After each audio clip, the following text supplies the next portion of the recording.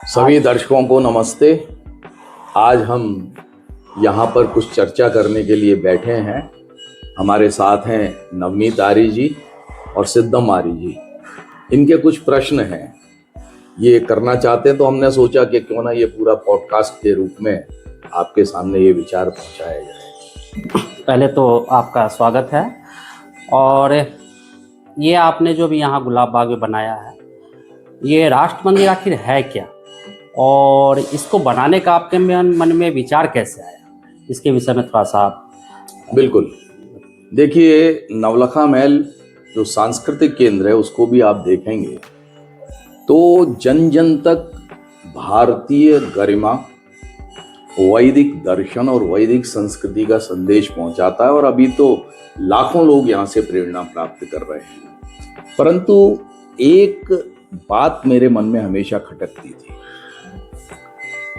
कि जिन लोगों के कारण हम आज स्वतंत्र हवा में श्वास ले रहे हैं, जिन्होंने बिना ये सोचे कि भविष्य में हमको क्या मिलेगा, अपने जीवन को न्यौछावर कर दिया। माँ भारती को पराधीनता के पाश से मुक्त करने के लिए 14 वर्ष का बच्चा अपनी जान दे देता है। कभी कोई कल्पना कर सकता है? एक देवी अपने पति को मार देती है इसलिए, सुभाष जी की रक्षा करने के लिए, और विधवा होना स्वीकार करती है। ऐसे उदाहरण हैं। परंतु हमने क्या किया उनके लिए? तो एक मन में प्रश्न कर सकता था कि उनके लिए कुछ करना चाहिए। तो हमने एक योजना बनाई थी। 365 दिनों में 365 ऐसे क्रांतिकारियों, जिनको हम अनसंग हीरोज कह सकते हैं आज की डेट में, उनके 2-2, 3-3 मिनट के वीडियोज बना करके हम डालें, लोगों को दिखाएं, और यहाँ अपना जो थिएटर है नवलखा महल में उसमें दिखाएं। तो ये कार्य चल रहा है, अभी हम उस पर कार्य कर ही रहे हैं। उसी बीच में मन में ये विचार था कि क्यों ना एक बहुत ही सुंदर सा एक ऐसा म्यूजियम बनाया जाए जो पूर्णतः राष्ट्र प्रेमियों को और उन लोगों को जिन्होंने अपने प्राण स्वातंत्र्य संग्राम में न्यौछावर कर दिए, उनको समर्पित हो। उसको ही हमने राष्ट्र मंदिर का नाम दिया है। तो आपने केवल इन 18 क्रांतिकारियों को ही क्यों चुना? हाँ, ये भी एक अच्छा प्रश्न है। इसके दो उत्तर हैं। एक तो ये कि संख्या को लेकर के तो हमेशा सवाल हो सकते हैं। मैं अगर 20 बनाता हूं, आप कहेंगे 20 ही क्यों बनाए? तो स्थान जितना था उसमें जितने हम कर सकते थे क्रिएशन, वो 18 हो पाए। दूसरी बात ये है, या मैं विशेष जोर देकर दर्शकों से भी कहना चाहूंगा कि जितने भी इतिहासकार हैं स्वतंत्रता संग्राम को लेकर के, एक मत है, और यहां तक एक आंकड़ा भी दिया गया है कि स्वतंत्रता संग्राम में 80% आर्य समाजियों ने भाग लिया था। महर्षि दयानंद के मानस पुत्रों की संख्या इतनी ज्यादा थी कि उनका प्रतिशत लोग बताते हैं 80% था। ये क्यों था? ये इसलिए था कि स्वतंत्रता का, स्वराज्य का सबसे पहला बीज ही महर्षि दयानंद ने सत्यार्थ प्रकाश लिख करके आरोपित किया था। वही बाद में वट वृक्ष बना। अब ये बात जुदा है। जैसे मैं उदाहरण देता हूं आपको, स्वराज्य शब्द का एक दूसरे महापुरुष के साथ जोड़ा जाता है कि उन्होंने संकल्पना दी, परंतु स्वराज्य शब्द तो 1875 में सत्यार्थ प्रकाश लिखते हुए महर्षि दयानंद ने लिखा है। और जैसे नमक पर कर लगाने वाली बात को गांधी जी के साथ जोड़ा जाता, ठीक है, वो बाद में एक मूवमेंट बना, पर उसकी सबसे पहले चर्चा 1875 में सत्यार्थ प्रकाश में महर्षि दयानंद ने की। ये कर लेना बिल्कुल गलत है। तो ऋषि दयानंद के उन मानस पुत्रों को हमने यहाँ स्थान दिया है जिन्होंने उनकी विचारधारा से प्रेरित होकर के और इस स्वातंत्र्य संग्राम में अपना योगदान दिया है। उदाहरण के तौर पे हम श्यामजी कृष्ण वर्मा की बात करते हैं। श्यामजी कृष्ण वर्मा को क्रांतिकारियों का पितामह कहा जा सकता है। और आप देखिए, महर्षि दयानंद जी के परामर्श से, उनसे अनुमति लेकर के वो लंदन गए और वहां उन्होंने इंडिया हाउस की स्थापना की। इंडिया हाउस एक तरह से एक केंद्र बन गया जहां पर आकर के राष्ट्रीय चेतना विकसित होती थी।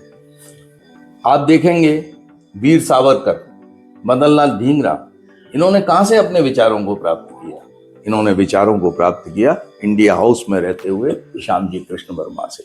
तो उनको हमने विशेष रूप से यहाँ पर स्थान दिया है।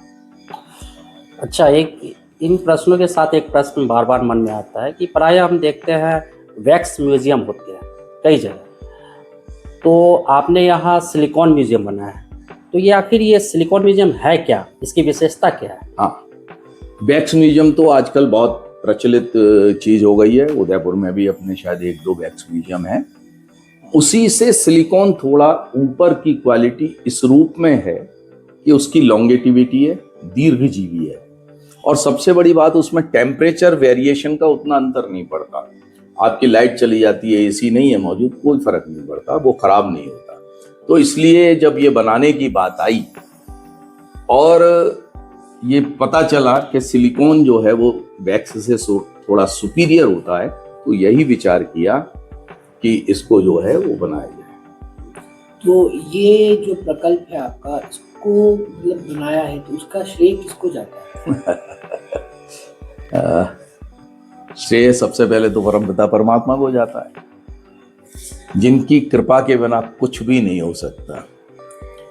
और अगर दूसरा श्रेय मैं देना चाहूं परमपिता परमात्मा के पश्चात, तो निश्चित रूप से MDH मसाला कंपनी के चेयरमैन माननीय श्री राजीव गुलाटी जी को जाता है। आप कहेंगे क्यों जाता है? देखिए, आपके मस्तिष्क में कुछ करने के लिए एक पूरी भूमिका होती है कि ऐसा करना है, ऐसा करना है, पूरी एक योजना है।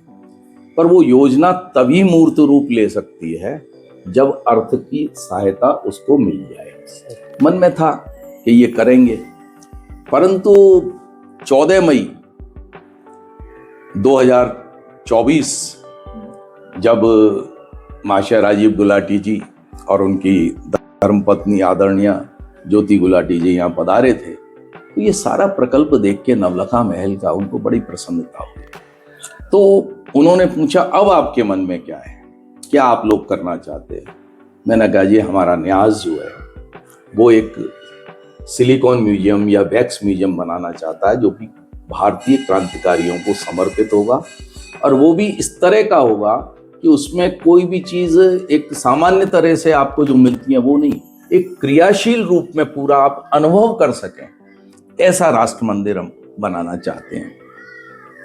उन्होंने बस एक बात कही, वो मुझे आज भी याद आती है, और वही इस सब के मूल में आ गई कि अशोक जी बढ़िया बनाइए आप, जैसे MDH के मसालों का कोई जवाब नहीं, ऐसे ही इस राष्ट्र मंदिर का भी कोई जवाब नहीं होनी चाहिए, कोई तुलना नहीं होना चाहिए, एक्सेप्शनल हर तरीके से। तो मित्रों, प्रयास तो किया है, एक्सेप्शनल बनाने का भी किया है, इसका नरेशन भी आपको बिल्कुल एक अलग तरीके से फील कराएगा।